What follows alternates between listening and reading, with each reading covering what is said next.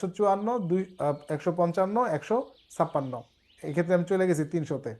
পরীক্ষাতেও কিন্তু এই ধরনের ভুল হতে পারে যে আপনার 154 হওয়ার কথা, আপনি দিয়ে দিচ্ছেন 254 বা 354। খুব সাবধান, মাথাটা ঠান্ডা রেখে পরীক্ষা দিতে হবে।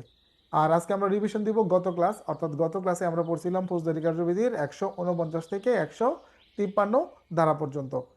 গত ক্লাসে আমাদের কি ছিল বিষয়? ফৌজদারি কার্যবিধির 149 থেকে 153 ধারা পর্যন্ত। তো 149 ছিল পুলিশ অফিসার আমলযোগ্য অপরাধ প্রতিরোধ করবে। এই প্রতিরোধের ক্ষেত্রে হবে হচ্ছে বিষয়টা সেটা তার সাধ্য মতো। কি মোতাবেক? সাধ্য মোতাবেক তিনি তার আপনার সামনে যদি দেখেন কোনো আমলযোগ্য অপরাধ, সেই ক্ষেত্রে তিনি সেটা প্রতিরোধ করবেন। দেখা গেছে যে আপনার এটা প্রতিরোধ করতে আপনি পারতেছেন না, বাট যে অফিসারের সেটা প্রতিরোধ করার কথা বা আপনার যে ঊর্ধ্বতন অফিসার আছে এদেরকে আপনি জানাই দিবেন। আপনার সেই আমলযোগ্য অপরাধের ষড়যন্ত্র সম্পর্কে যদি জানতে পারেন, তবে সেই বিষয়ে আপনি জানাই দিবেন। সেটা ফৌজদারি কার্যবিধির 150 ধারাতে বলা আছে। এরপর আমরা পড়ছিলাম 151, যেখানে বলা আছে আমলযোগ্য অপরাধে যেটা আপনি প্রতিরোধ করতে চাইলেন বা যেটা আপনি সম্বন্ধে জানতে পারলেন যে এই সকল ক্ষেত্রে গ্রেফতার ছাড়া কোনোভাবেই আপনি এখানে নিবারণ করতে পারবেন না, তখন তাদেরকে প্রতিরোধের জন্য গ্রেফতার করতে পারবেন 151 দ্বারা। 151-র ক্ষেত্রে যদি আপনি ফৌজদারি কার্যবিধির 200 শুধু 54 আপনার ইয়েকে দেখেন, 2কে দেখেন, যেখানে বলা আছে শুধুমাত্র প্রতিরোধমূলক গ্রেপ্তার করা যাবে না এরকম ইত্যাদি, তাহলে কিন্তু মিলে না, দুটো সাংঘর্ষিক হয়। কিন্তু জেনে রাখেন ফৌজদারি কার্যবিধির 54-2 যে কথাটা বলছে এটা হলো শুধুমাত্র একজনকে সন্দেহবশত আমলযোগ্য অপরাধে জড়িত থাকতে পারে এই অভিযোগে কাউকে গ্রেপ্তার করা যাবে না। 54-2-তে না করছে এটা। আর 151-তে প্রতিরোধমূলক গ্রেপ্তার বলছে এটা, যে এমন আমলযোগ্য অপরাধের প্ল্যান হয়েছে, ষড়যন্ত্র হয়েছে, আপনি জানতে পারছেন বা তারা প্রস্তুতি নিচ্ছে যে আপনি যদি এখন গ্রেপ্তার না করেন তাহলে আপনি কোনোভাবেই অপরাধটাকে নিয়ন্ত্রণে রাখতে পারবেন না। এই রকম সিচুয়েশনে আপনি তাদেরকে প্রয়োজনে গ্রেফতার করে হলেও কি করবেন? আপনার নিয়ন্ত্রণে নেবেন।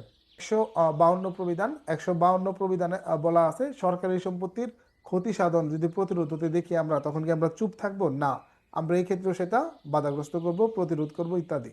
153 ছিল থানার যিনি অফিসার ইনচার্জ আছেন তিনি যদি দেখেন তার থানা এলাকায় বা তিনি যদি তথ্য পান যে তার থানা এলাকায় কি ওজন বা পরিমাপের জিনিসপত্র আছে কিন্তু সেগুলো কিভাবে ব্যবহৃত হচ্ছে, 2 নম্বরই করা হচ্ছে, তাহলে তিনি সেখানে বিনা পরোয়ানায় সেখানে যাইতে পারবেন, প্রবেশ করতে পারবেন। তারপর কি করতে পারবেন? ওইরকম স্থান তল্লাশি করতে পারবেন। যদি পেয়ে যান ওইরকম কিছু, তাহলে তিনি প্রয়োজনীয় ব্যবস্থা নিয়ে তাদের বিরুদ্ধে ব্যবস্থা নিতে পারবেন এবং ম্যাজিস্ট্রেটকে সেটা জানাবেন। এটা হলো আমাদের কথাতে বলা আছে 153 ধারাতে। এই ছিল আমাদের গত ক্লাসের আলোচনা। আজকের ক্লাসটা খুব বেশি বড় হবে না, খুব সহজ বিষয়, মাত্র 3টা ধারা। টাইম লাগবে কতক্ষণ? 10 মিনিট। ঠিক আছে, কতক্ষণ? 10 মিনিট। যারা এটা বিশ্বাস করছেন তারা বোকা, কারণ ফৌজদারি কার্যবিধির 154 এমন একটা ধারা যেটা নিয়ে আপনার 2 দিন ক্লাস করালেও শেষ হবে না। হবে যারা জানেন, মিনিমাম একটু হলেও ধারণা আছেন, তারা জানেন 154 ধারায় হচ্ছে কি ফৌজদারি কার্যবিধির একদম প্রাণ, প্রাণ আর কি প্রাণ। 154-তে মামলা রুজু হয়, এটার কারণে কিন্তু সিডি লিখতে হয়। 154-তে মামলা রুজু হয় যার কারণে চার্জশিট লিখতে হয়। 154-তে মামলা রুজু হয় যার কারণে আপনার সাক্ষীদের সাক্ষ্য গ্রহণ করা লাগে 161। 154-তে মামলা রুজু করা হয়, 154-র কারণেই আপনার 172-এ কেস ডায়েরি লেখা লাগে। 154-তে মামলা রুজু হয় যার কারণে 173-এ গিয়ে এটার প্রতিবেদন লেখা লাগে, যার কারণে 173-এ ফাইনাল রিপোর্ট লেখা লাগে, 173-এ আপনার কি চার্জশিটও দেওয়া লাগে। বুঝছেন কিসের কারণে? 154 কারণে, তাই না? তো সবাই মিলে যদি আমরা 154 বাদ দিয়ে দিই তাহলে আর কোনো কিছু পড়া দরকার নাই। কি কন? যে স্যার সবকিছু যদি 54 থেকে সৃষ্টি হয় তাহলে 54 বাদ দেন, তাহলে বাদ দিলে অটোমেটিক ওইগুলো বাদ। কি কন? তাহলে আমাদের পরীক্ষাও বাদ, পরীক্ষাও দরকার নাই। তাহলে কি দরকার? পড়াও দরকার নাই। ঠিক আছে, পড়ালেখাও দরকার নাই, পড়াও বাদ দিলাম। তাহলে আপনারা না পড়লে আমি তো পথে বসে যাবো, তাহলে আমার কি হইব? ঠিক না? অতএব পড়তে হবে। আচ্ছা, তাহলে দেখেন 154 মানেটা হচ্ছে থানায় যখন কোনো আমলযোগ্য অপরাধের সংবাদ আসবে। এখন ঘটনা হয়েছে স্যার আমলযোগ্য অপরাধ কি, এই প্রশ্ন করতে পারেন কেউ কেউ যারা একদম নতুন। আমলযোগ্য অপরাধ হচ্ছে এমন অপরাধ যেটার কারণে পুলিশ অফিসার একজন ব্যক্তিকে বিনা পরোয়ানায় গ্রেপ্তার করতে পারে। তাহলে এটা আমরা কিভাবে বুঝবো আমলযোগ্য অপরাধ? এখন আরেক প্রশ্ন, এই এটা বুঝতে হলে আপনাকে দ্বিতীয় তফসিল দেখতে হবে ফৌজদারি কার্যবিধির। আর মাইনর অ্যাক্টে যে ধরনের অপরাধ করবে সেই ধরনের মাইনর অ্যাক্ট অনুযায়ী দেখতে হবে সেটা আমলযোগ্য অপরাধ কিনা। বাস এইটুকুই। এই অনুযায়ী যদি আমলযোগ্য অপরাধ হয় সেটা, তাহলে আমলযোগ্য অপরাধ কাকে বলে? আরেক বিপদ, ওই যে ঘুরাই দেন, যে অপরাধের কারণে পুলিশ গ্রেপ্তার করতে পারে এটাই আমলযোগ্য অপরাধ। ক্লিয়ার? তাহলে এই ধরনের অপরাধের সংবাদ যখন থানায় আসবে, থানায় তো একজন প্রধান কর্মকর্তা আছে, চিনন্দ সবাই নাকি? থানার যে প্রধান কর্মকর্তা, পুলিশ সুপার নাকি? থানার প্রধান কর্মকর্তা নাকি? না, অফিসার ইনচার্জ। ওকে, তাহলে অফিসার ইনচার্জ, এই যে থানার যে প্রধান কর্মকর্তা আছেন অফিসার ইনচার্জ, এই অফিসার ইনচার্জের কাছে যখন এই ধরনের সংবাদ আসবেন, তার কাজ হইল রেস্ট করা। তিনি বলবেন যে না, আরে ভাই আমি ব্যস্ত আছি, আপনি ডিউটি অফিসারের কাছে যান, নাকি? এটা বলবে? এটা নাকি ইন্সপেক্টর তদন্তের কাছে পাঠাই দিবে যে এটা যান, এই সামান্য বিষয় ইন্সপেক্টর তদন্তের কাছে যান? নো, এগুলা বলার কোনো সুযোগ নাই। অফিসার ইনচার্জ কি করবেন? অফিসার ইনচার্জ এই ক্ষেত্রে দুইটা পদ্ধতি আছে। দুইটা পদ্ধতি কিরকম? অফিসার ইনচার্জ ওই ব্যক্তির যদি লিখিতভাবে নিয়ে আসেন সংবাদটা, তাহলে তো আর লিখতে হইতেছে না, এটা লেখায় আছে। আর যদি উনি আইসে মৌখিকভাবে বলে, তাহলে এবার লিখতে হইব না, বিষয়টা স্বাভাবিক, লিখতে হবে। তাহলে কে লিখবে? এই ক্ষেত্রে লিখবে অফিসার ইনচার্জ নিজে। এখন মনে করেন ওসি সাহেব ব্যস্ত বা হাতের লেখা খারাপ, তখন কি বলবে? এই ডিউটি অফিসার বা একজন শিক্ষিত কনস্টেবল থাকতে পারে বা এএসআই, এই ওনার অভিযোগটা লিখে দেন তো। এইটা কিন্তু এখানে কোন পর্যন্ত কথা বলছে যে ওসি সাহেব লিখবেন বা কাউকে লিখতে বলবেন, এটা কোনটা জানেন? একজন মানুষ গিয়ে যে মৌখিকভাবে বলতেছে যে সংবাদটা এটা। আর যদি লিখিত ভাবে দেয় তাহলে তো আর লেখালেখির অংশটা লাগতেছে না, তাই না? সে তো লেখাই নিয়ে গেছে, ঠিক কি না? বুঝছেন না? বুঝছেন না? বুঝছেন? তার মানে লিখিত ভাবে দিলে আর লেখা লাগতেছে না, ওসি সাহেব পরের কাজটা করবেন। আর যদি মৌখিকভাবে বলে, ওসি সাহেব নিজেও লিখতে পারেন অথবা অন্য একজনকে লেখার জন্য বলবেন। সাধারণত ওসি সাহেব লিখেন না। দেখছেন এমন কোন থানায় দেখছেন যে সংবাদ নিয়ে গেছে ওসি সাহেব নিজে শুনে শুনে লিখতেছে, এজাহারটা লিখে দিচ্ছে ওসি সাহেবের বরাবর, অফিসার ইনচার্জ অমুক থানা, বিষয় এজাহার বা অভিযোগ, তারপরে এই ঘটনা করছে? জীবনে কেউ দেখছেন থানায় যারা চাকরি করছেন যে ওসি সাহেব লিখে দিতেছে বা ওসি সাহেব টাইপ করতেছে, বাদী বলতেছে ওসি সাহেব টাইপ করতেছে? দেখছেন এরকম? দেখেন নাই। অতএব দ্বিতীয় নিয়মটাই ফলো করা হয়, অন্য একজনকে বলেন। অন্য একজন কে হবে, কোন র্যাঙ্কের, এটা কিন্তু এখানে বলা নাই। তার মানে ওসি সাহেব এটা অন্য একজনকে বলতে পারেন যে কোনো র্যাঙ্কের। ক্লিয়ার? এখানে কোনো ধরনের আর ডাউট নাই। এই পর্যন্ত যে ঘটনাটা ঘটলো এইটার নাম হইল আপনার এজাহার। তার মানে কোনো ব্যক্তি আইসা থানায় যে কথাগুলো বলতেছে, বলতেছে লিখিতভাবে বলতেছে অথবা মৌখিকভাবে বলতেছে, তার নির্দেশে লেখা হয়েছে, তারপর উনি এখানে স্বাক্ষর করছেন। কে স্বাক্ষর করছেন? যে সংবাদ দিছে বা অভিযোগ নিয়ে আসছে তিনি এখানে স্বাক্ষর করবেন, স্বাক্ষর না জানলে তিনি টিপসই করবেন। এই তো স্বাভাবিক ঘটনা। তার মানে সংবাদদাতার কাজ শেষ। সংবাদদাতার কাজ যখন শেষ হবে, এই অংশটুকুর নাম হচ্ছে এজাহার। এই অংশটুকুর নাম কিন্তু এজাহার। এবার কার কাজ? এবার ওসি সাহেবের কাজ নাকি? এবার ওসি সাহেবের কাজ না? এখন ওসি সাহেব কি করবেন? এই ধরনের তথ্য তিনি তার হাতের পাশে একটা ফাইল থাকবে, ওই ফাইলের ভিতর তিনি এটা ঢুকাই দিবেন, রেখে দিবেন নাকি? না হলে একটা কর্নারে একটা স্টিকার লাগাবেন, স্টিকার লাগাই লিখে দিবেন এসআই বা এএসআই অমুক তদন্ত করুন বা ব্যবস্থা নিন, নাকি? নো, এইটার সুযোগ নাই। এইটা লিপিবদ্ধ করার জন্য ওসিকে থানায় একটা রেজিস্টার দিছে সরকার, সরকার কর্তৃক নির্ধারিত একটা ফর্ম দিছে, তাই না? কত জানেন আপনারা? BP form number 27। একদম যারা কোচি কোচি শিশু, যারা আইনের ছাত্র, তারাও এটা জানেন। বিপি ফরম নাম্বার কত? 27। আর বাংলাদেশ ফরম নাম্বার 53-56। মাশাল্লাহ, এইটা কিন্তু কেউ ভুল করে না, সবার এটা মুখস্থ। মানে এটা এমন এমন ভাবে পড়ে সবাই, এতবার পড়ে যে এটা আর ভুলে না, এটা আর কেউ ভুলে না। তার মানে পরের কাজটা কি? পরের কাজটা কি বা এই সংবাদদাতা করতেছে না ওসি করতেছে বলেন তো? পরের কাজটা, পরের কাজটা কিন্তু ওসি করতেছে। জানেন না, এখানে কিন্তু একটু মজা আছে। ওই যে ইউটিউবের মতন বলতে হয়, শেষে মজা আছে, আগে শুনে নেন ভালো করে। তো এখানে বলতেছে যে আপনার ওসি সাহেব পরের কাজটা করবেন। কোন কাজটা? ওই যে সরকার কর্তৃক নির্ধারিত যে ফর্ম আছে, এই ফর্মে লিপিবদ্ধ করার দায়িত্ব কার? ওই অভিযোগকারীর, ডিউটি অফিসারের না ওসির? এইটা লিপিবদ্ধ করার দায়িত্ব কার? ওসির। তো ওসি ফর্ম টর্ম সবকিছু ফিল আপ করে দিছে, বিবরণ নাম্বার, এরপর পাঠাই দিব মুন্সির কাছে, মুন্সি ডিউটি অফিসারের কাছে নিয়ে যান, ডিউটি অফিসারের কাছে সই নিয়ে আসেন। জিনিসটা কি এরকম? না ওসি সাহেব নিজেই সই করবেন? ওসি সাহেব নিজেই সই করবেন। তাহলে সিলটা কার দিবে? তদন্তের না ওসির? তো ওসি সাহেব সিগনেচার করলে সিল কার হইব? পুলিশ সুপারের। সিল কি পুলিশ সুপার হইব? হইব না। কার সিল হইব? ওসির সিল হইব।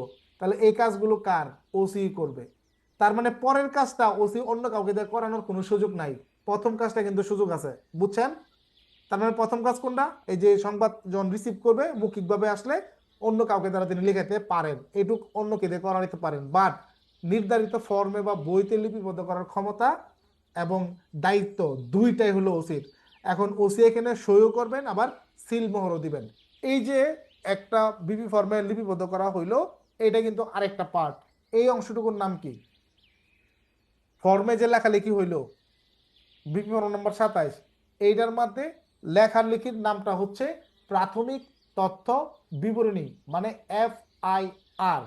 এটা হইলো একটা এজাহার প্রাপ্তির পরে নির্ধারিত ফর্মে লিপিবদ্ধ করার নাম হইছে আপনার FIR বা প্রাথমিক তথ্য বিবরণী, বা ইংরেজিতে বলা হয় ফার্স্ট ইনফরমেশন রিপোর্ট। ক্লিয়ার? এখন দুইটা জিনিস তো দুইভাবে বুঝলেন, যে সংবাদদাতা কর্তৃক কার্যক্রম এবং সিগনেচার করা এইটুকের নাম এজাহার, এবং পরেরটার নাম হইল FIR। কিন্তু আমরা সারা জীবন পড়ে আইছি যে থানায় কোনো আমলযোগ্য অপরাধের সংবাদ আসলে অফিসার ইনচার্জ নিজে লিখবেন বা অন্য কারণে লিখবেন এবং নির্ধারিত ফর্মে লিপিবদ্ধ করবেন, একে এজাহার বা FIR বলা হয়, বা ফার্স্ট ইনফরমেশন রিপোর্ট। এটাই তো পড়ছেন সবসময় নোট বইতে, গাইড বইতে, এই যে, তাই না? কিন্তু এখানে দুইটা পার্ট মিলে একটা পার্ট হয়। বুঝছেন? দুইটা পার্ট মিলে একটা পার্ট হয়। দুইটা পার্টকে আমি আলাদা আলাদা করে বুঝাই দিলাম, যে এই অংশটুকুর নাম এজাহার, যার অর্থ হচ্ছে উপস্থাপন। এজাহার শব্দের অর্থ কি? উপস্থাপন করা। আপনি যেভাবে উপস্থাপন করছেন এটার নাম হলো এজাহার। এরপরে ওসি সাহেব যে কাজটা করছে এটার নাম হলো রেকর্ড করা বা FIR বা প্রাথমিক তথ্য বিবরণী, বা আপনার ইংরেজিতে ফার্স্ট ইনফরমেশন রিপোর্ট। পরীক্ষার ক্ষেত্রে যদি সংজ্ঞা আসে যে এজাহার বলতে কি বুঝুন, আপনি কিন্তু এবার দুইটা অংশকে একত্রে জোড়া লাগায় লিখবেন।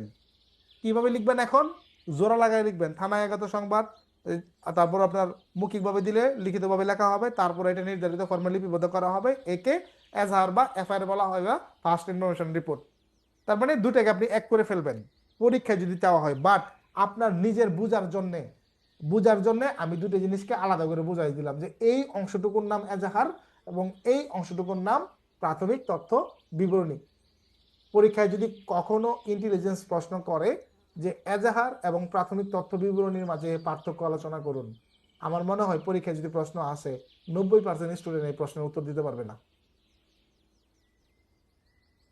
এজাহারে ওসি সাহেবের সিগনেচার লাগে না, বাট প্রাথমিক তথ্য বিবরণীতে ওসির সিগনেচার লাগে। আবার এজাহারে সংবাদদাতা স্বাক্ষর লাগে, আপনার ওসির সিগনেচার লাগে না। এরকম দুই রকম না?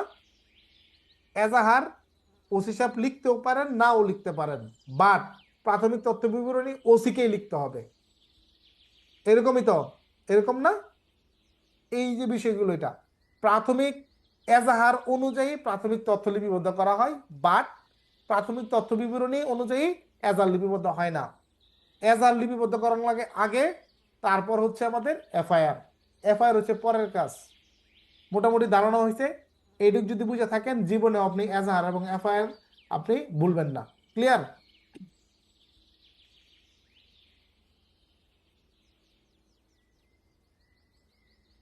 আচ্ছা শুনেন, এই যে আপনাদের এদিক থেকে বলি,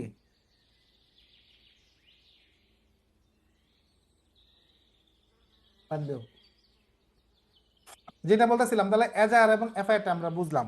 তাহলে এটা আমাদের থানায় আসবে, তারপর এটা লিপিবদ্ধ করবে।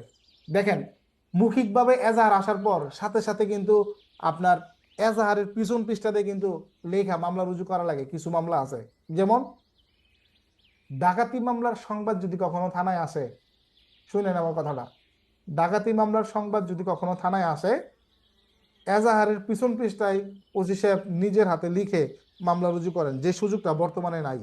কারণ সিডিএমএস সিডিএমএস প্রযুক্তি হওয়ার কারণে এখন ম্যানুয়াল ভাবে মামলা রুজু হওয়ার কোনো আর সুযোগ নাই। যতটুকু আপনারা পড়ছেন এটা হলো ম্যানুয়াল। এরপরেরটা এখন বাস্তবতার সাথে যদি যুক্তি দিয়ে উপস্থাপন করতে চান, তাহলে সিডিএমএস প্রযুক্তির কথাও আপনাকে এখানে তুলতে হবে। যে বর্তমানে বর্তমানে আপনার সিডিএমএস প্রযুক্তি ব্যবহার করে মামলা রেকর্ড করা হয়। সিডিএমএস প্রযুক্তি ব্যবহার করে মামলা রেকর্ড করা হয়। সেখানে মামলা রেকর্ড করার পর সেটা প্রিন্ট করে সেখানে অফিসার ইনচার্জ সিগনেচার করেন এবং সিলমোহর ব্যবহার করা হয়। তারপর সেটা এক কপি কোর্টে চলে যায়, মূল কপিটা আপনার কোর্টে চলে যায়। এই অংশটুকু কিন্তু আপনারা নোট আকারে কিন্তু এখানে দিয়ে দেবেন, পাশ এই যে একটা প্যারা দিয়ে এই কথাটা লিখে দিবেন। একইভাবে কেস ডায়েরির ক্ষেত্রেও আপনারা এই কথাগুলো উল্লেখ করবেন, যেটা বাস্তবে হয়। আপনি যেটা বইতে পড়তেছেন বইগুলো তো অনেক আগের মাধ্যম, এখানে সিডিএমএস প্রযুক্তির কথা নাই, থাকারও কথা না। এগুলো উল্লেখ করতে হবে। ক্লিয়ার? এগুলো উল্লেখ করতে হবে, তাহলে আপনার প্রশ্ন উত্তরটা পূর্ণাঙ্গ হলো। এবার দেখেন আমরা যদি ধারার ক্ষেত্রে যাই, আমরা এবার বুঝছি। এবার আমরা দেখেন এখানে বলছে 154তে যে থানার অফিসার ইনচার্জের নিকট কোনো আমলযোগ্য অপরাধের সংবাদ মৌখিকভাবে দেওয়া হলে তিনি তা লিপিবদ্ধ করবেন বা তিনি নির্দেশক্রমে অন্য কেউ লিপিবদ্ধ করবে। লিপিবদ্ধ করার পর তা পরে সংবাদদাতাকে শোনাতে হবে। লিখিতভাবে প্রদত্ত বা উক্তরূপে লিপিবদ্ধ প্রত্যেকটি সংবাদে সংবাদদাতা স্বাক্ষর করবেন এবং তার সারমর্ম উক্ত অফিসার কর্তৃক সরকারের নির্ধারিত ফর্মে লিপিবদ্ধ করবেন। তার মানে ওসি সাহেব সেটা লিপিবদ্ধ করবেন কিন্তু নির্ধারিত ফর্মে, অলরেডি আমরা এটা আলোচনা করছি। এটাই হলো আমাদের মামলা রুজু। এখন এটার সাথে কিন্তু আমাদের প্রবিধান আছে 243, খুবই গুরুত্বপূর্ণ একটা প্রবিধান। কত? 243। 243 প্রবিধান একই সাথে আপনারা পড়ে ফেলবেন।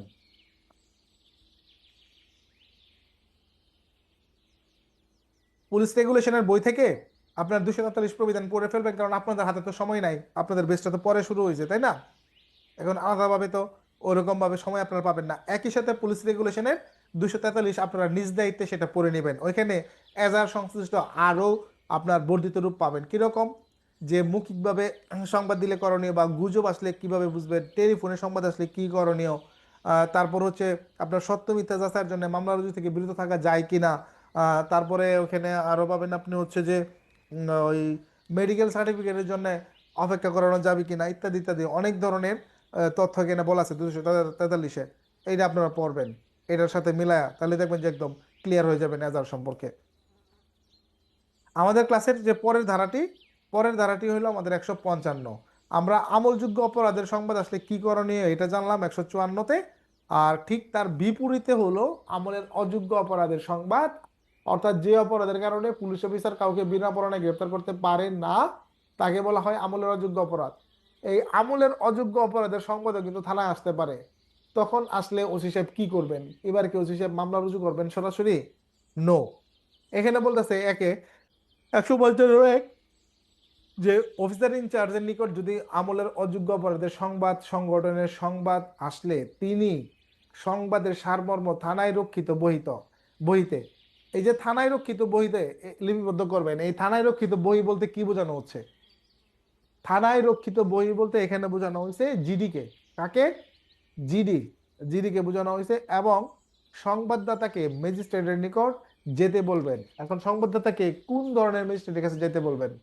এটা হলো আমাদের যে ধরনের সংবাদ তিনি নিয়ে আসবে ওই ধরনের সংবাদ আমলে নেওয়া যে ম্যাজিস্ট্রেটের কাজ, মানে বিচার করা যে ম্যাজিস্ট্রেটের কাজ, সেই ম্যাজিস্ট্রেটের কাছে সাধারণত জুডিশিয়াল ম্যাজিস্ট্রেটই হয়। 155 উপধারা এখানে খেয়াল করেন, আমলের অযোগ্য অপরাধের তদন্তের জন্য ম্যাজিস্ট্রেটের আদেশ বাধ্যতামূলক। এখানে বলছে আমলের অযোগ্য অপরাধের ক্ষেত্রে ম্যাজিস্ট্রেটের আদেশ ব্যতীত পুলিশ অফিসার তদন্ত করতে পারবেন না। অর্থাৎ আমলের অযোগ্য অপরাধের সংবাদ যখন থানায় আসবে, এটা পায়াই মনে করেন পুলিশ অফিসার দৌড় দিবে বা তদন্ত চলে যাবে, জিনিসটা এরকম না। এটা আপনার অবশ্যই কি লাগবে? আপনার কোর্টের অনুমতি লাগবে। কোর্টের অনুমতি ছাড়া পুলিশ অফিসার আমলের অযোগ্য অপরাধ তদন্ত করতে পারে না। ক্লিয়ার? পরে এখন বলি, আমি চাকরি জীবনের প্রথম দিন ডিউটি অফিসার, তারপরে মনে করেন যে এরকম ভাইয়ে ভাইয়ে প্রথম একটা অভিযোগ পাইলাম, আপন দুই ভাই, তারপর আরেক লোক নিয়ে আসছে, অভিযোগ দিল। তো পাওয়ার পরে প্রথম ডিউটি অফিসার জীবনের প্রথম পরে ওসি সাহেবের কাছে নিয়ে গেলাম, স্যার এরকম তো একটা ঘটনা করছে স্যার, অভিযোগ নিয়ে আসছে। ওসি সাহেব হাসতেছে, পরে কয় তাহলে এটা আপনার তদন্ত দেই, ঠিক আছে, আপনার জীবনের প্রথম তদন্ত আমারে দিল। তারপরে তদন্ত গেলাম, অনেক মজার সুন্দর কাহিনী আছে। তো এই আমলযোগ্য অপরাধের ক্ষেত্রে তদন্তের কোনো ক্ষমতা কিন্তু পুলিশের নাই সরাসরি, বুঝছেন বিষয়টা, সরাসরি নাই। কিন্তু বাস্তবে আমরা অনেকেই যাই, যাই না? কি জন্য যাই? দেখবেন অফিসার ইনচার্জ এই ধরনের যখন অভিযোগ আসে, তখন এই যে এই ধরনের একটা কর্নারে দেখবেন একটা স্টিকারের মতন একটা কাগজ লাগায়। যারা থানায় আছেন তারা বলতে পারবেন, অভিযোগের কর্নারে দেখবেন এরকম একটা কি লাগায়, একটা সাদা কাগজ লাগায়, ওইখানে লিখে দেয় এএসআই জাহাঙ্গীর আলম ব্যবস্থা নিন। কিন্তু ওসি সাহেব তো এটা ক্ষমতার বাইরে। এই যে ওসি সাহেবের ক্ষমতার বাইরে, এই কারণে কিন্তু ওসি সাহেব ডাইরেক্ট অভিযোগে লিখতে পারেন না।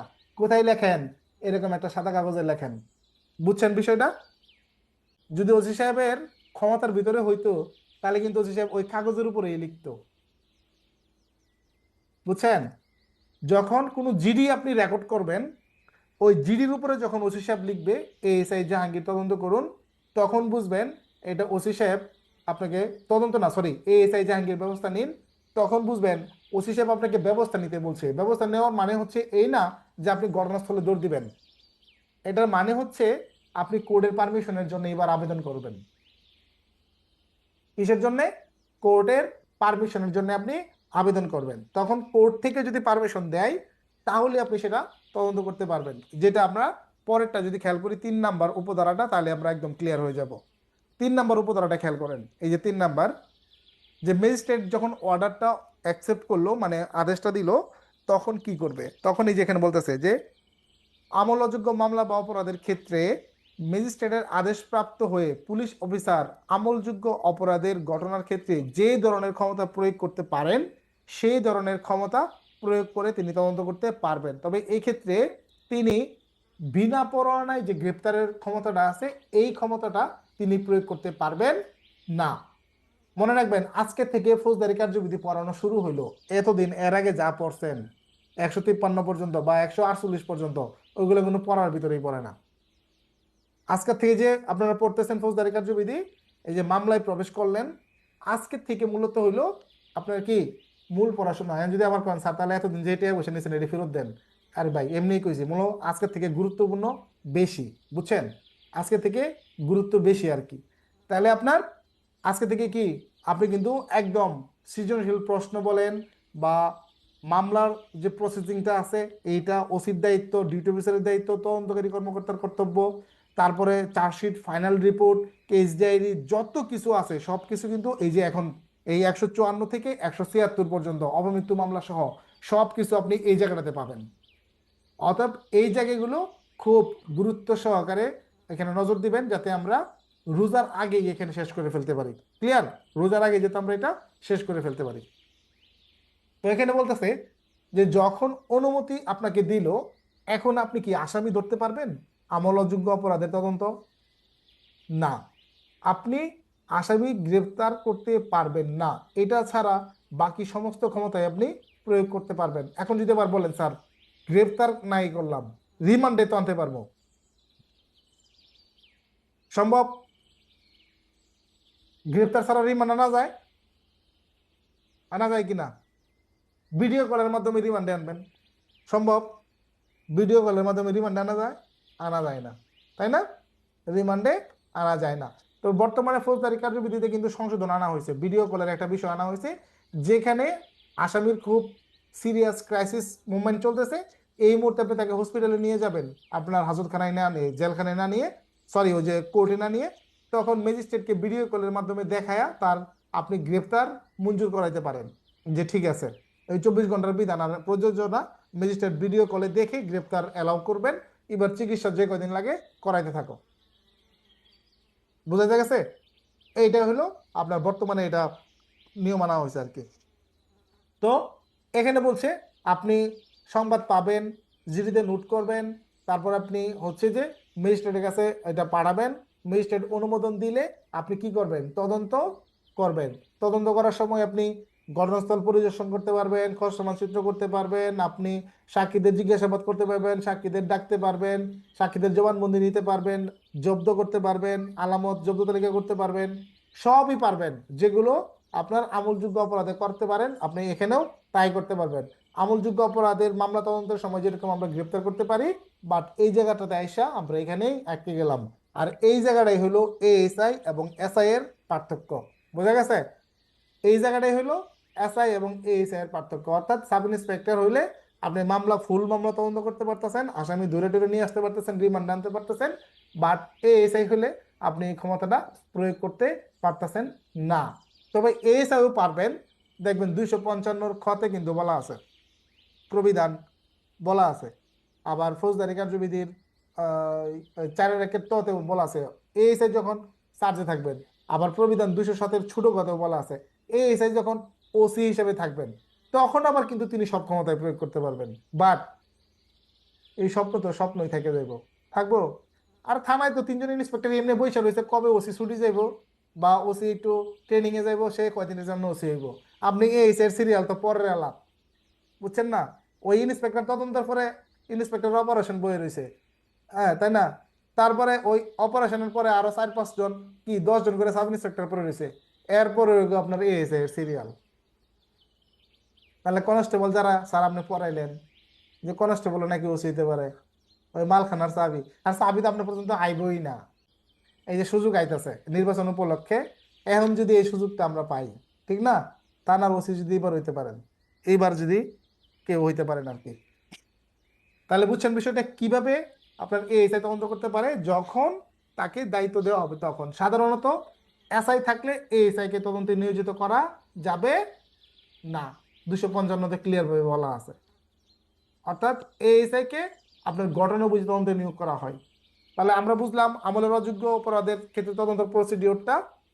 এবার আমরা দেখব 156 ধারাতে যেখানে বলা আছে আমলযোগ্য অপরাধের তদন্ত আপনি কিভাবে করবেন। খুব মনোযোগ দিয়ে শুনবেন কথাগুলো, এখানে অনেক প্রশ্নের উত্তর আপনি পেয়ে যাবেন 156-তে। আমি ক্লাসে যে বিষয়গুলো আলোচনা করতেছি এর বাইরে থেকে আপনাদের প্রশ্ন করতে হইব, বুঝে রাখেন। কিন্তু আমি যে বিষয়গুলো আলোচনা করতেছি এইগুলোর বাইরে থেকে আপনারা প্রশ্ন করবেন, আমি যখন প্রশ্ন করার সুযোগ দেবো আপনাদেরকে শেষ দ্বারা ক্লাসের। আপনাদের প্রেজেন্টেশনে তো দেখছেন নন অ্যাফেয়ার প্রসিকিউশনের একটা ছবি দেওয়া আছে, প্রেজেন্টেশন দেখেন। আর পরেরটা আমাদের লাস্ট ক্লাস 156, লাস্ট দ্বারা ক্লাসের 156। দেখেন এখানে বলা আছে 3টা নিয়ম, যে আমলযোগ্য মামলা যিনি তদন্ত করবেন, কে তদন্ত করবেন আমলযোগ্য মামলা তদন্ত? এখানে বলছে যিনি থানার ওসি তিনি এই ক্ষেত্রে আমলযোগ্য অপরাধের তদন্ত করবেন। তাহলে ওসি সাহেবের তদন্ত করতে আর কোনো ধরনের কোনো অনুমতি লাগবে কি? যেটা 155-তে বলছিল যে অনুমতি ছাড়া তদন্ত করা যাবে না। আরে ভাই ওটাতে বলছিল আমলের অযোগ্য অপরাধের ক্ষেত্রে। আমলযোগ্য অপরাধের মামলার ক্ষেত্রে তদন্তের ক্ষেত্রে কোনো ধরনের অনুমতি লাগে না ম্যাজিস্ট্রেটের। এক্ষেত্রে ওসি সাহেব কি করতে পারেন? আদেশ ছাড়াই তিনি তদন্ত করতে পারেন। 2, ও এক আর একটু আরেকটু বাড়াই দেই।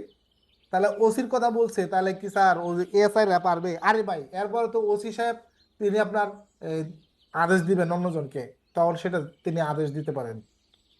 2 উপধারা, পুলিশ অফিসারের এরূপ কার্যক্রম সম্পর্কে তিনি সংশ্লিষ্ট ঘটনার ব্যাপারে এই ধারা অনুসারে তদন্তের ক্ষমতা সম্পন্ন নন বলে কোনো পর্যায়ে প্রশ্ন উত্থাপন করা যাবে না। তার মানে 155(2)তে কিন্তু বলা ছিল আমলের অযোগ্য অপরাধ তদন্তের ক্ষেত্রে কোর্টের পারমিশন লাগবে, কিন্তু আমলযোগ্য অপরাধে 156+1-এ ওসি সাহেব তদন্ত করে ফেলতেছে, কারো পারমিশনের কোনো দাঁড়ি দাঁড়লো না, কোনো তদন্তের কোনো পারমিশনের তিনি নেন নাই। 2-এ এসে বলতেছে যে কোনো সময়ই এই ধরনের কোনো প্রশ্নই তোলা যাবে না যে ওসি সাহেব আপনি আমলযোগ্য অপরাধের তদন্ত কেন করলেন, কেন আপনি কোর্টকে জানাইলেন না, কোর্টের পারমিশন আপনি কেন নিলেন না, এই ধরনের প্রশ্ন জীবনেও কখনোই তোলা যাবে না। একবার আইনগত আইন করে না করে দিছে। তার মানে ম্যাজিস্ট্রেট জীবনে প্রশ্ন করতে পারবে যে ওসি আপনি এই তদন্ত কেন করলেন, আপনি মার্ডার মামলা কেন তদন্ত করলেন, আপনি ডাকাতি মামলা কেন তদন্ত করলেন, ধর্ষণ মামলা আপনি কেন তদন্ত করলেন, এই ধরনের প্রশ্ন করতে পারবে আদালত? পারবে? বলেন পারবে? কোনোভাবেই পারবে না, কারণ আদালত তো আর আইনের ঊর্ধ্বে না। আইনের ঊর্ধ্বে? আইনের ভিতরে থেকে তো সে তদন্তের রায় দিবে, আদেশ দিবে, তাহলে সে এটা পারবে না। এরপরে 3 উপধারায় দেখেন, এই যে শত হাজারো প্রশ্নের সমাধান আপনারা এই 156 ক্লোজ 3-এ পেয়ে যাবেন। মনোযোগ দিয়ে শুনেন, সারা জীবন কাজে লাগবে। ওই যে আপনার 10 টাকা দামের পিঁড়ির মতো, যে একটা দিয়ে দিলাম, সারা জীবন তুমি বৈশা খাইতে পারবা, কোনো কামাই করা লাগবে না। এমন জিনিস দিব তুমি সারা জীবন বৈশা খাইতে পারবা। কি? দেখা গেছে যে আপনার একটা পিঁড়ি এনে দিছে, পিঁড়ি চিনেন তো, ওই যে উঠানে মহিলারা যে বসে, পিঁড়ি ধরাই দিছে, ঠিক আছে, তো পিঁড়ি ধরাই দিছে, তো এনে পিঁড়িতে তো বসে খাওয়াই যা, কিন্তু সামনে খাবারটা তো আইতে হইব নাকি, কামাই না করলে খাবার আইব? আচ্ছা এবার আমরা দেখি যে, আচ্ছা 3 উপধারায় বলছে ফৌজদারি কার্যবিধির 190 ধারা অনুযায়ী ক্ষমতা সম্পন্ন ম্যাজিস্ট্রেট বা আদালত উক্তরূপ আদেশ দিতে পারেন। একটু সময় নেই, আপনাদের বোঝার জন্য সময় দেই কি বলতেছে এখানে। এখানে আমি একটু অন্যভাবে লিখছি কথাটা যাতে আপনারা বুঝতে পারেন। ফৌজদারি কার্যবিধির 190 ধারা বের করলে আপনারা দেখবেন ওইখানে বলা আছে যে কোন কোন ম্যাজিস্ট্রেট অপরাধ আমলে নিতে পারেন। যেসব ম্যাজিস্ট্রেটের কথা 190 ধারাতে বলা আছে যে এই সকল ম্যাজিস্ট্রেটরা অপরাধ আমলে নিতে পারেন, ঠিক ওই ম্যাজিস্ট্রেটরাই আপনার বা তাদের সমপরিমাণ ক্ষমতা সম্পন্ন যারা আছেন তারা আপনার এই 190 ধারার আদেশ বলে আপনার কি করতে পারেন, তারা তদন্তের জন্য আদেশ ওসিকে দিতে পারেন। তার মানে ওসি সাহেব নিজে তদন্ত করতে পারেন, তারে কেউ কোনো ধরনের প্রশ্ন করতে পারবে না। এখন ধরেন কিছু কিছু ক্ষেত্রে ম্যাজিস্ট্রেট যদি মনে করেন যে ওসি সাহেব এটা তদন্ত করে রিপোর্ট দেন, এই ধরনের অর্ডার ম্যাজিস্ট্রেট পুলিশকে দিতে পারবে কি না, কারণ এখানে তো ওসির একক ক্ষমতা নো। 3-এ এসে বলতেছে 1 আর 2 হচ্ছে ওসির জন্য একক ক্ষমতা, মাইনা নিলাম, তাহলে ম্যাজিস্ট্রেটদেরকে একটা ক্ষমতা দেওয়া দরকার না? তখন ম্যাজিস্ট্রেটদেরকে এই 3-এ আইনে একটা ক্ষমতা দিছে যে ম্যাজিস্ট্রেট এই যে 190 ধারাতে যাদের কথা বলা আছে, যে সকল ম্যাজিস্ট্রেটের কথা বলা আছে, এই ম্যাজিস্ট্রেটরা, এই ধরনের ম্যাজিস্ট্রেটরা আমলযোগ্য অপরাধ তদন্তের জন্য আদেশ ওসিকে দিতে পারবেন। এই আদেশ দেওয়ার মানেটাই হচ্ছে তদন্তের জন্য আদেশ দেওয়া, নাকি কিসের আদেশ দেওয়া? তদন্তের জন্য আদেশ দেওয়া। তাহলে এটার নাম কি? তদন্তের আদেশ দেওয়া। এখন মনে করেন একজন ম্যাজিস্ট্রেট কিসের কিসের ভিত্তিতে আদেশ দিতে পারেন ওসিকে আমলযোগ্য অপরাধের জন্য? ঠান্ডা মাথায় শুনেন, বই লাগবে না, কিচ্ছু লাগবে না, বুঝে যাবেন। বুঝে যাবেন কিরকম বুঝে যাবেন? থানা থেকে দারোগা সাহেব মনে করেন একটা চার্জশিট দিল, কি দিল? চার্জশিট, বিচার প্রার্থনা করে। চার্জশিটটা ম্যাজিস্ট্রেটের মন মতো হইতেও পারে, নাও হইতে পারে, তাই কি না? ম্যাজিস্ট্রেট এটা অ্যাকসেপ্ট করতেও পারেন, আবার বলতে পারেন কি যে এটা তদন্ত ঠিক মতো হয়নি। ম্যাজিস্ট্রেট লিখে দিলেন, পুলিশ সুপার কিশোরগঞ্জ মামলাটির পুনঃ তদন্তের ব্যবস্থা নিন। বা ডাইরেক্ট ওসিকেও বলতে পারেন, ওসি অমুক থানা তদন্ত প্রতিবেদনের সাথে একমত পোষণ করতে পারলাম না, পূর্ণ তদন্তের জন্য নির্দেশ প্রদান করা হলো। কত দ্বারা ক্ষমতা বলে ওসি এই ক্ষমতা, এই আদেশটা দিছে ম্যাজিস্ট্রেট? বলেন। এই 156 ক্লোজ 3 কত দ্বারা ক্ষমতা বলে? 156 ক্লোজ 3-এ তিনি ক্ষমতা বলে এটা দিচ্ছেন। বুঝছেন বিষয়টা? ক্ষমতা কিন্তু এখানেই। তার মানে আদেশ যখনই তিনি দিবেন তদন্তের জন্য আমলযোগ্য অপরাধের, যখন যে অবস্থায় যখনই দেখ না কেন এটা। এবার ধরেন তারা থানায় যাইতে ভয় পায় বা থানায় মামলা করবে না, কোর্টে তার সম্পর্ক ভালো আছে বা কোর্টে আইনজীবী পরিচিত আছে, বা মনে করেন যে তারা পুলিশের চাইতে আইনজীবীরা বেশি বিশ্বাস করে, উকিলের প্রতি তাদের ভরসা বেশি, এই ক্ষেত্রে মনে করেন যে তিনি আপনার কোর্টে গিয়ে মামলা করলো। কই গিয়ে মামলা করলো? ভালো করে শুনেন কথাটা। কোর্টে গিয়ে মামলা করলো। কোর্টে মামলা করা যায় এটা জানেন তো, কি মামলা করা যায় এটা পরে দেখতেছি। কোর্টে যে মামলা, ডাইরেক্ট মামলা দেওয়া যায় না? সিআরপিসির শুরুতে পড়ছেন না নালিশ? নালিশ যে কেউ কোনো অপরাধ করছে ম্যাজিস্ট্রেটের কাছে এটা লিখিতভাবে বা মৌখিকভাবে বলাটার নাম কি?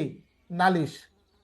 তো নালিশ যখন ম্যাজিস্ট্রেটের কাছে গিয়ে আপনি করতেছেন, তখন ম্যাজিস্ট্রেট 2টা কাজ করতে পারে। একটা হইলো কি, নালিশটা শুই না বিচার শুরু করতে পারে, অথবা বলতে পারে আচ্ছা আপনার দাতা আমি শুনলাম, তাহলে এই বিষয়ে পূর্ণাঙ্গ তথ্য নাই, আর একটু তথ্য নেই, ওসি সাহেবকে একটা চিঠি লিখি নাকি, এই যে ওসি অমুক থানা একটা রিপোর্ট দেন। এই যে লিখলো, বাদীর সংবাদ পাওয়ার পরে ওসিকে লিখলো যে ওসি বাদীর অভিযুক্তি তদন্ত করে প্রতিবেদন দিন, কত দ্বারা ক্ষমতা বলে লিখলো বলেন? এই যে 156 ক্লজ 3 ক্ষমতা বলে তিনি লিখলেন।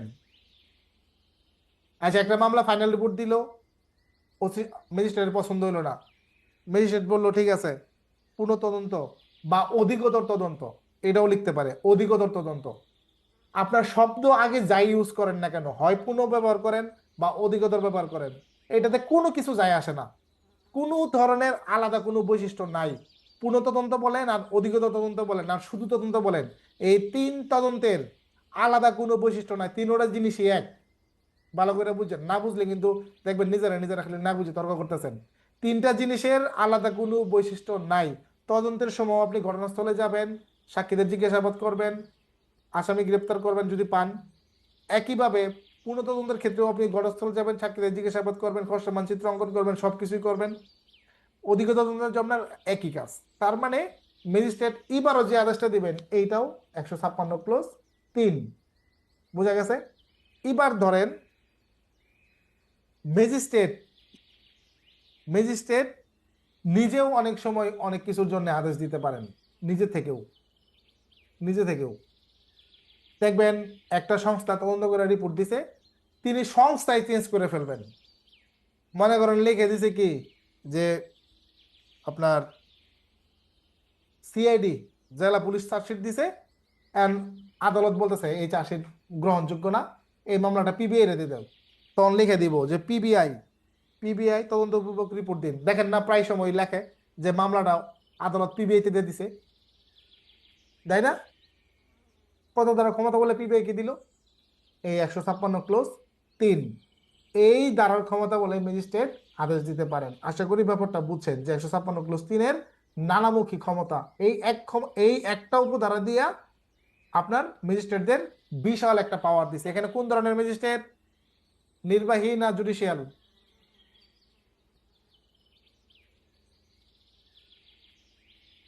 আমলযোগ্য অপরাধের ক্ষেত্রে নির্বাহী ম্যাজিস্ট্রেটদের বিন্দু পরিমাণ কোনো ক্ষমতা নাই, যা ছিল 2007 সালে ফৌজদারি কার্যবিধির সংশোধনীর মাধ্যমে বিলুপ্ত করা হয়েছে। ক্লিয়ার? ওকে। যাহার সম্বন্ধে যেটা দেখলাম স্যার, এই 2 দিন ধরে পড়লেও তো শেষ হবে না স্যার। আমার স্যার কয়েকটা স্যার প্রশ্ন ছিল স্যার। এজাহারে স্যার সাক্ষ্যগত মূল্য স্যার, আর সাক্ষ্যগত একটা মূল্য সাক্ষ্য এজাহার এনে সাক্ষ্য থেকে পাবেন, এক ক্লাসে সব পাবেন না। পরে বলেন। স্যার, এজাহারকারী যদি পরে মরে গেলে স্যার এটা করণীয় কি স্যার? এজাহারকারী এবং মারা গেলে, সে মারা গেছে, মরতেই পারে, যে কোনো সময় মরতে পারে। এজাহার হচ্ছে আপনার রাষ্ট্র বনাম আসামি হয় মামলা, রাষ্ট্র বনাম আসামি। আপনি মরে গেলেন না বাইচে থাকলেন এটা দেখার বিষয় না, মামলা চলমান থাকবে। পরে বলেন। আর একটা স্যার পেপার পেলেন স্যার এজাহার। ওকে, ঠিক আছে। প্লেন পেপারের এজাহার বলে কোনো এজাহার নাই, সত্যিকার অর্থে যেটা আমি আপনাদেরকে বলি। অনেকেই দেখবেন অনেক কিছু বলে টলে এরকম, তবে এটার ব্যাখ্যাটা আমি দেই। এটা হলো যে কোনো সংবাদ পেয়ে যখন ওসি কোনো ঘটনাস্থলে যান, ওইখানে আপনার অভিযোগকারী ওসিকে পাওয়ার পর ওইখানে ইনস্ট্যান্ট ঘটনাস্থলে দাঁড়ায় তিনি লিখিতভাবে যে অভিযোগটা করেন, এটাকে বলা হয় প্লেন পেপারে এজাহার। তাহলে ওইটা যদি প্লেন পেপারে লেখে, থানায় আসার পর কি আপনার খড়খড়া পেপারে এজাহার দেয়?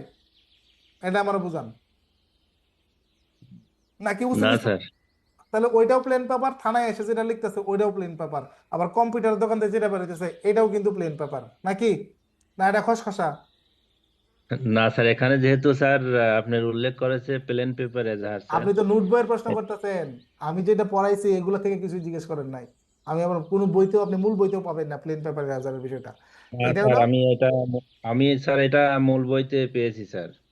প্লেন পেপারটা হচ্ছে প্লেন- যে ঘটনাস্থলে যখন পাইলো ওসিকে, পাওয়ার পরে যেটা দিব সেটা, কিন্তু বাস্তবে হচ্ছে এজাহার আপনার হচ্ছে আসবে মৌখিকভাবে অথবা লিখিতভাবে, 2 প্রকার, মৌখিকভাবে বা আপনার লিখিতভাবে। এখন পরীক্ষায় যদি প্রশ্ন আছে এমসিকিউ, 2 প্রকার না 3 প্রকার আপনারা দিবেন কি? একটা প্রশ্ন হইতে পারে এরকম, অস্তিত্বে তো তিনটা পাওয়া যায় এটা। এখন ঘটনাস্থলে যে আপনি ওসির কাছে দিতেছেন, এটা কি মৌখিকভাবে দিতেছেন না লিখিতভাবে দিচ্ছেন বলেন তো? প্লেন পেপারে দেন আর খসড়া পেপারেই দেন, দিচ্ছেন কিভাবে? মৌখিকভাবে না, নাকি জি লিখিতভাবে? স্যার। লিখিতভাবে দিচ্ছেন, লিখিতভাবে, লিখিতভাবে দিচ্ছেন। তাহলে এরকম যদি আমরা প্রকারভেদ বাই করি, তাহলে প্রকারভেদ আরো আমরা বের করতে পারবো, যে লম্বা কাগজে এজাহার আর ছোট কাগজে এজাহার, A4 কাগজে এজাহার, লিগ্যাল সাইজে এজাহার, এরকম করতে পারি না আমরা? এটা তো একটা প্লেন, এটা আগে একটা নিয়ম ছিল আর কি। তো মূল কথা হচ্ছে প্লেন পেপারে এজাহার যদি আপনার পরীক্ষায় আসে, আপনি তো আর না করতে পারবেন না, লিখতে হবে না আপনার? লিখতে হবে কিনা, জি স্যার। নাকি আপনি উত্তর দিবেন যে প্লেন পেপারে এজাহার নামে নাই কিছু? এটা লিখতে পারবেন? লিখতে না পারবেন না, স্যার। কিন্তু আপনার উত্তরটা লেখা লাগবে। তাহলে উত্তরটা কি হবে এটা বুঝছেন তো, যে ঘটনাস্থলে অভিযোগকারী অফিসার ইনচার্জের কাছে সামনাসামনি যে লিখিতভাবে যে অভিযোগটা করে থাকেন সাদা কাগজে, এটার নাম হচ্ছে প্লেন পেপারে এজাহার। ক্লিয়ার? স্যার থানার কনস্টেবল কর্তৃক স্যার এজাহার গ্রহণ স্যার। হ্যাঁ পারে, কনস্টেবল এজাহার লিপিবদ্ধ করতে পারে, বাট বাট তিনি রেকর্ড করতে পারবেন না। এজাহার আপনার গ্রহণ করতে পারে কনস্টেবল, বাট তিনি রেকর্ড করতে পারবেন না। যদি ঘটনা গুরুতর প্রকৃতির হয়, তাহলে কনস্টেবল এই ক্ষেত্রে আপনার ওই ওসি যদি না থাকে তাহলে সার্কেলকে জানাবেন, এবং প্রয়োজনে আপনার ওই আসামিকে গ্রেপ্তারের জন্য প্রয়োজনীয় ব্যবস্থা নেবেন। প্রবিধান 243 আপনাদেরকে পড়তে বলছি না? এই 243 পড়বেন, ওইখানে কনস্টেবলের দায়িত্ব কর্তব্য পেয়ে যাবেন। অযোগ্য আম, অপরাধ আমলে অযোগ্য অপরাধের সংবাদ বা অযোগ্য মামলার এখানে স্যার 156 এক দিলে কি সঠিক হবে না 156 দিতে এই 155 দিতে হবে স্যার? শুনেন আমি বলতেছি কি, এইগুলো হচ্ছে যে একদম সিলি ম্যাটার, এইগুলো নিয়ে মাথা ঘামাবি না না। আপনার যদি 156 ক্লোজ 1 মনে থাকে লিখবেন, মনে জি, না থাকলে 156 দিবেন। ক্লিয়ার? ঠিক আছে স্যার, এটাই স্যার প্রশ্ন। এটা এই থিওরি একদিনই আপনাদেরকে কয়ে দিছি যে 146-1 লিখবেন গ্রেপ্তার, না 46 রাখবেন? আরে ভাই 46-1 যদি আপনি একুরেট জানেন, তাহলে এটাই লিখবেন। যদি মনে করেন কনফিউশন, শুধু 46 দেন। এরকম সব ধারার ক্ষেত্রে প্রযোজ্য। যদি আপনি ঠিক আছে। 100% শিওর যে এই উপধারার ভিতরে এটাই আছে, আপনি ওইটাই লিখবেন, মার্ক পাবেন ভালো। আর যদি আপনি মনে করেন যে জানেন না, কনফিউশন কাজ করতেছে, আপনি শুধুমাত্র মূলটা লিখবেন। 156 ধারায় যে বললেন যে ক্লোজের 3 190 ধারার ক্ষমতা সম্পন্ন বিচারিক ম্যাজিস্ট্রেট এই ক্ষমতা প্রয়োগ করতে পারবে, কিন্তু কথা হচ্ছে স্যার এটা কি আমলযোগ্য আমলযোগ্যর ক্ষেত্রে না স্যার আমলের অযোগ্য ক্ষেত্রে? আরে ভাই 156 ধারাটাই হয়েছে আমলযোগ্য অপরাধের ক্ষেত্রে। আমলের অযোগ্য স্যার যদি ইয়ে হয় কোনো যদি আমলের অযোগ্যের জন্য তো মামলা একশো করতে যায় একশো কোর্টে স্যার। পঞ্চান্নতে 155-তে ক্ষমতা দেওয়া আছে। 155-তে ক্ষমতা দেওয়া আছে আমলযোগ্য অপরাধের ক্ষেত্রে। আমাদের যে ম্যাজিস্ট্রেটরা আছেন তারাই ক্ষমতা দেওয়া আছে, তারা এটা তদন্তের আদেশ দিতে পারবেন। আর স্যার ওই যে বিচারিক ম্যাজিস্ট্রেট আর নির্বাহী ম্যাজিস্ট্রেটের পার্থক্যটা? আপনাদের ফৌজদারি কার্যবিধিতে দেখবেন একটা ক্লাসই আছে এরকম, যে ম্যাজিস্ট্রেটদের পরিচয় বা আদালতের শ্রেণী বিভাগ। যারা ডিসি অফিসার আন্ডারে, ডিসির আন্ডারে থাকেন, জেলা ম্যাজিস্ট্রেটের আন্ডারে, তারা নির্বাহী। আর যারা চিফ জুডিশিয়ালের আন্ডারে থাকেন তারা হলো জুডিশিয়াল, সহজে বোঝার জন্য আর কি। আর তারপরে এটা আমরা সাংবিধানিক একটা বিষয় আছে, এটা তো আছেই। কালকে মর্নিং রিপোর্ট করার সময় স্যার এটা তো ওই সময় স্যার পাই, এই যে আদালতে স্যার একটা নালিশ গ্রহণ করছে, এখানে লিখছে নালিশকারীর বক্তব্য শুনলাম, নালিশের দরখাস্ত এফআইআর হিসেবে গণ্য করার জন্য আইনানুগ ব্যবস্থা গ্রহণের জন্য ভারপ্রাপ্ত কর্মকর্তা কুষ্টিয়াকে ব্যবস্থা নেওয়ার জন্য বলা হলো স্যার। হুম। পরবর্তীতে লিখছে স্যার যে ফৌজদারি কার্যবিধি 1898 ধারা 154 173। অনুসারে থানা, জি স্যার, আমলযোগ্য অপরাধের প্রাথমিক তথ্য গ্রহণ। পরে স্যার এটা আবার থানায় রেকর্ড হলো। তো স্যার এটা বুঝতে পারলাম না, না বোঝার এটা কি কি আছে? স্যার ছোট হয় না? না বোঝার কি আছে? এই যে আমি বললাম যে একটা লোক আছে, তারা কোর্টে যাইতে ভালোবাসে, কোর্টে গেছে, পরে কোর্ট আবার কি করছে যে আচ্ছা ঠিক আছে আপনারা তো শুনলাম, তাহলে ওসি সাহেব একটা রিপোর্ট দেন। এই যে ওসি সাহেবকে যে রিপোর্ট দিতে বলছে, এই এতক্ষণ আপনি এটাই পড়ে শোনাইলাম আমাদেরকে, যে বাদীর বক্তব্য শুনছি, এবার ওসি একটা রিপোর্ট দেন। ওসি কিভাবে রিপোর্ট দিবেন? মামলা রেকর্ড করে রিপোর্ট দেন। এই এতক্ষণ আপনি যা পড়ে শোনালেন, এইটা হইলো 190 ধারার সেই ম্যাজিস্ট্রেটরা আদেশ দিছে এই 156 ক্লোজ 3 মোতাবেক। এই যে ওসিকে যে এটা লিখতে পারছে কোর্ট, কোন ক্ষমতায় লিখছে কোর্ট? এই 156 ক্লোজ 3-এর ক্ষমতায় লিখছে। এবার বুঝছেন? জি স্যার, জি স্যার, এইবার স্যার আমলের অযোগ্য ক্ষমতার ক্ষেত্রে স্যার আমরা ওই ওসি স্যার যে জিডিতে নোট নিবে, নেওয়ার পরে সংবাদদাতাকে ম্যাজিস্ট্রেটের নিকট প্রেরণ করবে স্যার, তারপরে উনি আবার ইনক্লুড করবে যে কাউকে, যে এটার জন্য আমরা ম্যাজিস্ট্রেটের কাছে আবার আবেদন করব। হ্যাঁ, আপনি আবেদন না করলে তো আপনার অনুমতি দিবে না। আপনি আবেদন তাহলে করতে স্যার হয়তো, ওনাকে এটা যদি এখানে যাইতে লেখা বললাম নাই। স্যার, এটা এখানে লেখা নাই। এটা কিন্তু ওসি সাহেব যে হাওলা করবে, আপনি যেবার আবেদন করবেন, অনুমোদন আসবে এটা কিন্তু এখানে লেখা নাই, বাট পরীক্ষায় কিন্তু আপনি এগুলো লিখবেন যে ওসি সাহেবের হাওলাগিত মতে আমি তদন্তের অনুমতি চেয়ে বিজ্ঞ আদালতে আবেদন করব। ঠিক আছে, এটা ওই 155 দ্বারা দিয়ে দিবেন, 1 2 3 দেওয়া দরকার নাই, কমন। একটা প্রশ্নের পূর্ণাঙ্গ উত্তর লিখতে গেলে 100% একুরেট, আপনি প্রবিধান বলেন বা সিআরপিসি বলেন, সবগুলো লাইনের ক্ষেত্রে কিন্তু আপনি একুরেটটা পাবেন না। কিছু কিছু বিষয় আছে দেখবেন কাছাকাছি মিলবে, এটা চালা দিতে হবে।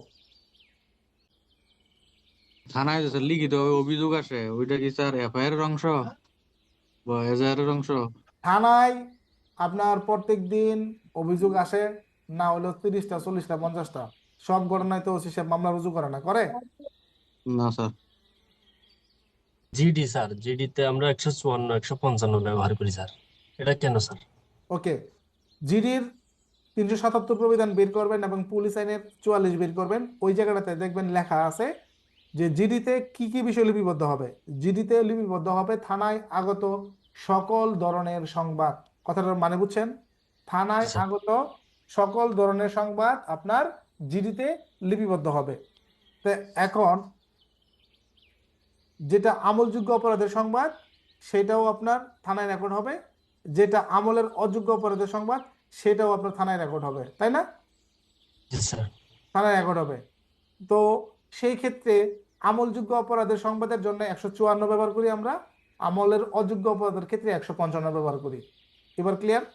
155 উপধারা যে ম্যাজিস্ট্রেট উপধারা 3 ম্যাজিস্ট্রেটের অনুমতি পেলে পুলিশ অফিসার আমলযোগ্য মামলা তদন্ত অনুরূপভাবে তদন্ত করবেন, তবে তদন্তকালে কোনো ব্যক্তিকে বিনা প্রমাণে গ্রেপ্তার করা যাবে না। স্যার আমার প্রশ্ন হলো স্যার, তদন্তকালে যদি কোনো ব্যক্তি আমলযোগ্য অপরাধ করে তখন কি তাকে বিনা প্রমাণে গ্রেপ্তার করতে পারবে? হ্যাঁ অবশ্যই। মনে করেন আপনার আমলের অযোগ্য মামলা তদন্ত করতেছেন, এই মুহূর্তে দেখলেন যে তিনি আপনার তদন্তকালীন সময়ে মামলার অভিযোগকারীর আয়সার মাথায় বাড়ি দিয়ে মাথা ফাটা লাইছে, এই তুই আমগো নামে কেস করছস, পুলিশ এসে এক মনে করেন আপনার সামনে এই এই অভিযোগকারীর মাথায় একটা বাড়িতে মাথা ফাটা লাইছে, তাহলে নিঃসন্দেহে এটা 325 ধারার অপরাধ, তার মানে আমলযোগ্য অপরাধ। তাহলে আমলযোগ্য অপরাধ যদি আপনার সামনেও কেউ করে তাহলে দেখবেন ফৌজদারি কার্যবিধির 54 ধারায় আপনার ক্ষমতা দেওয়া আছে, যদি কেউ যদি পুলিশ অফিসারের সামনে কোন আমলযোগ্য অপরাধ করে তাহলে পুলিশ তাকে বিনা প্রমাণে গ্রেপ্তার করতে পারে, তার মানে আপনি তাকে গ্রেপ্তার করবেন। থানায় অনেক ক্ষেত্রে দেখা যায় স্যার যে আমলযোগ্য বিষয়ে সাধারণত আমরা জিডি করি, কিন্তু অনেক ক্ষেত্রে দেখা যায় স্যার এই যে বিকাশ প্রতারণা, অনেক ক্ষেত্রে এখন ইদানিং দেখা যায় যে ওই অনেকে বিকাশের টাকা করলো, কিন্তু ওই কিছু দুষ্কৃত চক্র আবার দেখা যায় ওইটা বিভিন্ন পাসওয়ার্ডের মাধ্যমে অনেকে ওই প্রতারণার মাধ্যমে টাকাটা নিয়ে যায়। তো সেরকম অভিযোগ সেই ক্ষেত্রে যদি এরকমের অভিযোগ আসে তাহলে সেটা কি সরাসরি স্যার মামলার দিকে যাবে নাকি আমরা জিডি করব? ওকে ঠিক আছে, এখন জিডি কিসের ভিত্তিতে হয় এটা বুঝতে হবে, আমলের অযোগ্য অপরাধ কিনা। তো এটা তো আমলের অযোগ্য অপরাধ না, ডাইরেক্ট আপনার অনলাইনের মাধ্যমে সে প্রতারণা করছে, এটা আমাদের ডাইরেক্ট একটা আমাদের যে সাইবার সুরক্ষা অধ্যাদেশ আছে এটাতে আপনারা দেখবেন ওইখানে বলা আছে এটার অপরাধ, এটা আমলযোগ্য অপরাধের ক্ষেত্রে বলা আছে। তারপর আমাদের আইসিটি যেটা আছে, ইনফরমেশন টেকনোলজি যেটা আছে, তো ওই আইনে এটাকে আপনার আমলযোগ্য অপরাধ হিসেবে গণ্য করা আছে। তো আমল অযোগ্য অপরাধের ক্ষেত্রে এটা আমরা করতে পারি। আমরা করি কি যে ওই জিডিটা এমন ভাবে করি যেটাকে আমলযোগ্য অপরাধ হিসেবে আমরা সেটাকে হাইড মানে উল্লেখ করি না, এটাকে হাইড করি কৌশলে। জিডিটা এরকম এরকম ভাবে করা হয় যে আমার এই এরকম একটা আছে আইডি বা ভুলবশত এই বশত এরকম অমুক নাম্বারে টাকা নিয়ে নিছে, বা এরকম ভাবে কিছু কৌশল অবলম্বন করে এই জিডিগুলো আমরা করি, করে তারপর আমরা কিন্তু এগুলো ইনভেস্টিগেশনের আওতায় রাখি। মূলত এখানে একটু কৌশল খাটানো হয়। যদি সরাসরি আইনের ভিতরে আপনার লেখাটা পড়ে যায় এবং ওইটা যদি আপনি জিডি করেন তাহলে কিন্তু আপনার এটা মামলা রুজু করতে হবে। বুঝতে পারছেন? 100% এটা ছাড়া বিকল্প কোনো পদ্ধতি নাই।